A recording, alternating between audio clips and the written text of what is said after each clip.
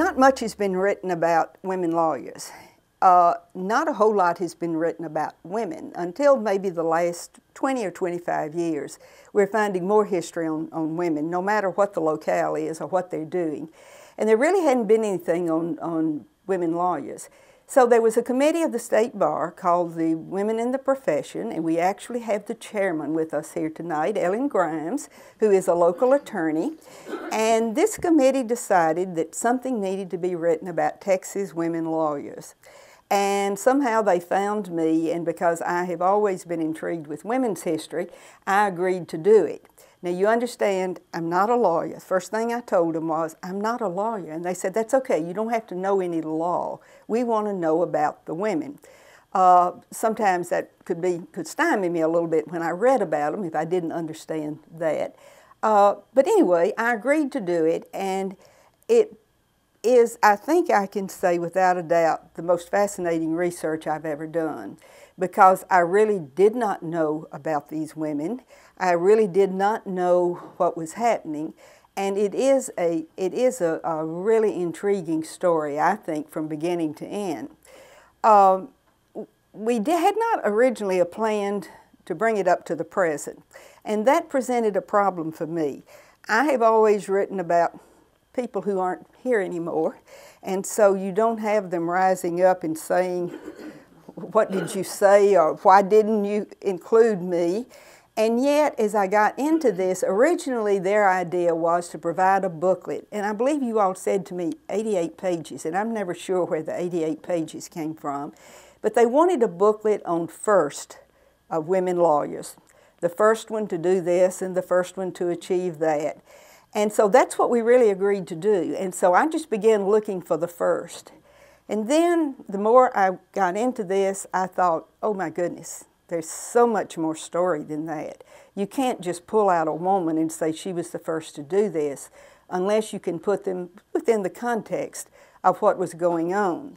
And so then we decided, well, maybe we need to come forward. Do you just stop this in the 1950s, or do you keep it going?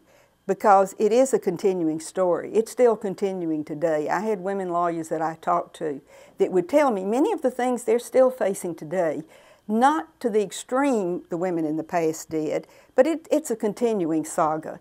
And there are not as many women lawyers in Texas as there are men, and of course their numbers are growing quite a lot, but they are still a minority as far as achieving some of the things that have been achieved in the field of law. So we decided, okay, we'll bring it up to the present, and then I said, okay, how do I decide who you include from the present? That makes me rather nervous. And so we decided that we would put an article in the Texas Bar Journal and ask women to send, who were still practicing, to send me their stories. And actually every story I was sent was included. Didn't get as many stories as I would have liked, but sometimes they opened a door that I could go through them to someone else and find something about. So we keep realizing there are women we did not include. In fact, we talked about it just tonight, Ellen and I did. But she happened not to be one who sent us the story, and somehow I guess she fell through the cracks and was not included, and I'm sure there are a lot like that. But we feel like we at least have written maybe a beginning book on women lawyers in Texas. There could certainly be one done more in depth. I was given the number of pages it could be. It couldn't be more than 200 pages. And when you're given a limit like that, you have to be very careful, you know, if you've got to stay within the publisher's requirements there. Texas Bar Books published it, and this is not the kind of book they normally do. They normally do law textbooks. So I think it was an interesting journey for them too in doing this kind of book. Tonight I want to track some of the stories for you, but I thought this group in particular might be interested about where the information was found, where the research was done, because that is going to be the true no matter what you're researching. If you're interested in history, you go many of the same places and through the same processes. The first thing I did was get the book that the State Bar of Texas had written of their history for their centennial year in, I think it was 83, it was early 80s, and I read it, and I came across a sentence, and it said, there were 17 women lawyers in Texas in 1900.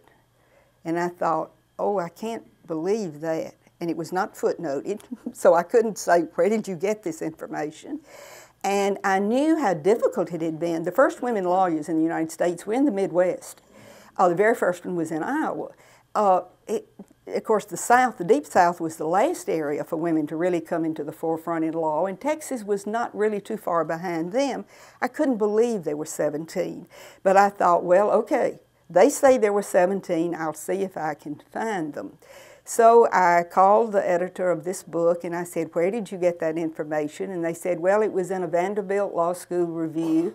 So I went to, was able to get a copy of that. And the reference they gave was the 1900 census, 17 women.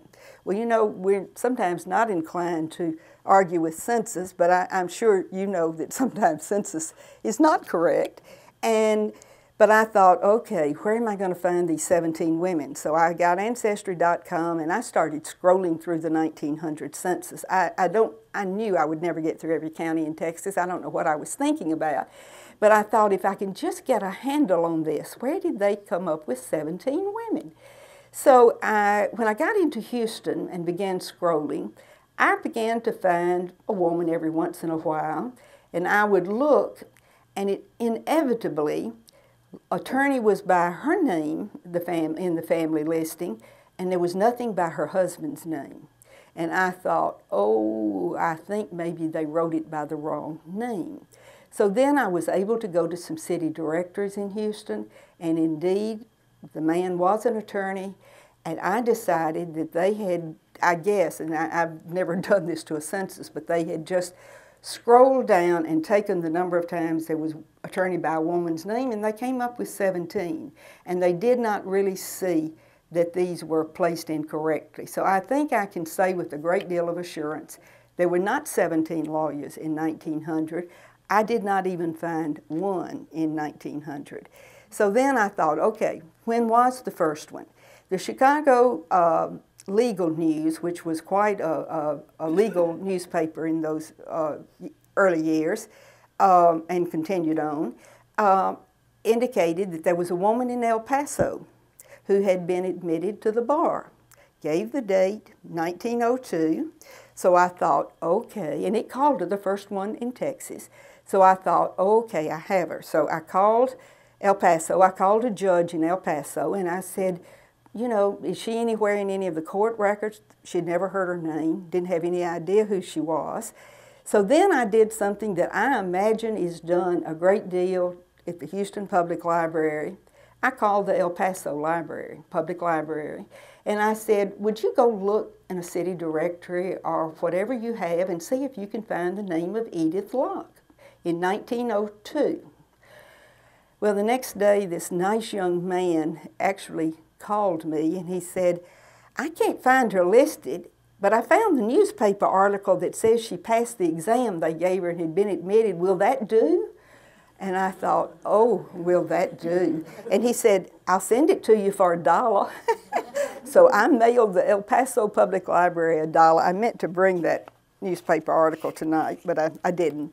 And it indeed did talk about Edith Locke having taken the bar exam, having proved that she knew the law. I don't think Edith Locke ever practiced law in Texas. I think she was in El Paso temporarily with family, but she had studied law in Iowa. She lived in Chicago at the time, worked for Marshall Fields, but nevertheless, she had passed the bar, and so she is really considered the first woman to have been admitted. We had always thought that the first one was Hortense Ward, who was a Houstonian, and she was admitted to the bar in 1910. So this posed a problem because it had been written all kinds of places that Hortense Ward was the first one. Hortense Ward, I think I can say again with assurance, she was the first one who gained any stature, but she was not the first one to actually be admitted. I found there was even one between Edith Locke and Hortense Ward who had been admitted in 1909, was indeed a Houston attorney, first in Galveston, then came to Houston, a rather cloudy career, and not lasting long, and so she is never included in anything normally about women. But that kind of told me, you know, who the first one was. Okay, why were women not entering law in Texas? All we have to do is just look at society's dictates on what women did. They lived in a separate sphere. They did not do public things. The home was where they were to be. They were the guardians of the home. And if that's the case, society really is going to frown on a woman going out into the legal arena, which was considered rough and tough and tumble and no place at all for a woman. And they would continue to be told this for many, many years, that certainly they did not need to be in the legal arena. And this is interesting when you compare the number of women physicians in Texas with the number of women lawyers, because in 1900 there were 100 women physicians. But think about the two careers.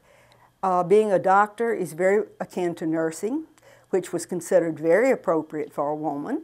It's a nurturing kind of thing.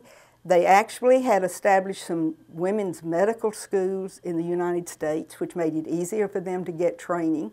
So it's not unusual that we had doctors and we didn't have any lawyers. Okay, that's what I did with the state book. And then I decided what I would do is go to contact all the law schools. Well, this was a real letdown for me. I fixed up, you know, the questions I wanted to ask them. Things as I thought simple as, who was your first female graduate, your first female faculty member, how many females do you have now? Well, I got back unbelievable information. Erroneous. They said, we don't know. We don't have that kind of information. The two that were the most helpful to me, and you will understand this if you do any kind of research and if you're connected at all with the Houston Public Library, the Houston Metropolitan Research Center, those two schools had archivists on the law, at the law library. And it was the University of Texas and South Texas College of Law. These two archivists just opened wonderful doors to me, at least for their particular schools. And it made me realize how important it is for every entity, you know, schools, churches, corporations, businesses, they all need archives. Somebody needs to take the holdings of that particular entity and archive them. I'm sure I could have gone into the law school and they could have taken me directly if I wanted to know about some particular statute or something like that, but they really could not tell me about the history of their law school. So I had to dig for a lot of that, and so that's why I just feel it's so important to have archives and to have trained archivists. I went to the Supreme Court and took with me a list of about 150 names, trying to find a date of being admitted, because by 1919 it had gone under the Supreme Court. And they said, well, just give us your list and we'll look them up for you real quick. And I said, no, you don't understand. I've got 150 names. And they said, oh, okay, we'll just take you down in the basement and put you in front of, would you believe it, a card catalog. I didn't know anybody still had card catalogs. And they weren't by date. They were alphabetical by name, thousands of them. So, of course, unless I knew somebody's name, how was I going to look them up? And I was concerned about date because I was trying to find these early ones. And so anyway, that was a stab I made with that, and it was somewhat helpful. I went to the Texas Bar Journal, looked at every single issue since 1939, and they were at the State Bar Archives. The State Bar Archives had very little at the time, but they did have all these Texas Bar Journals, and particularly if you looked at In Memoriam, that's usually where you found women. You didn't find many articles the first 40 or 50 years that dealt with the women, but they did, you know, when they died, there was something, and they would usually tell when they were admitted and some other information. So I began to keep a file that looked like an obituary file, which in essence it really was, on women in the early years.